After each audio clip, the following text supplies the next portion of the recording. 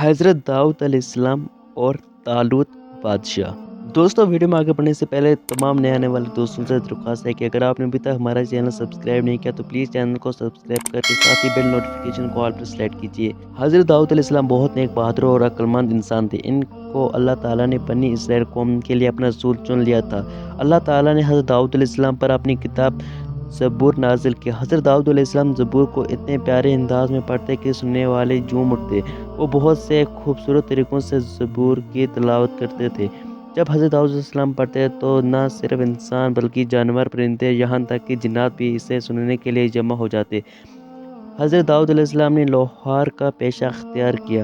ان کے ہاتھوں میں لوہا نرم ہو جاتا اور وہ اسے پگھلے ہوئے لوہے سے اوزار اور دوسری چیزیں بناتے تھے۔ حضرت داؤد علیہ السلام نے ساری عمر نہایت سادہ زندگی بسر کی۔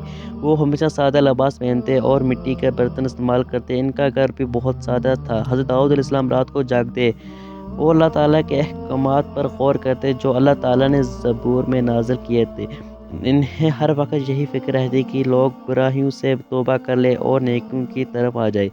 حضرت داؤد علیہ السلام جب نوجوان تھے تو اس وقت بنی اسرائیل قوم کا بادشاہ طالوت تھا، جسے اللہ تعالیٰ نے ان کا بادشاہ مقرر کیا ہوا تھا۔ ان کا دشمن بادشاہ جالوت تھا۔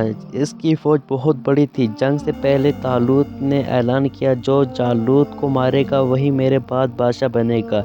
جنگ میں حضرت داؤد علیہ السلام نے اللہ کے حکم سے جالوت کو قتل کر دیا، جس سے جالوت کی فوج کا حوصلہ ٹوٹ گیا اور اس کے ساتھ ہی بنی اسرائیل کی فوج جیت گئی۔ جنگ میں فتح ہوئی تو حضرت داؤد علیہ السلام بنی اسرائیل کے بادشاہ بنے۔ حضرت داؤد علیہ السلام کے بادشاہ بننے کے بعد بنی اسرائیل قوم نے بہت ترقی کی۔ بادشاہ بننے کے بعد حضرت داؤد علیہ السلام اپنے پیسے سے روزی کماتے تھے۔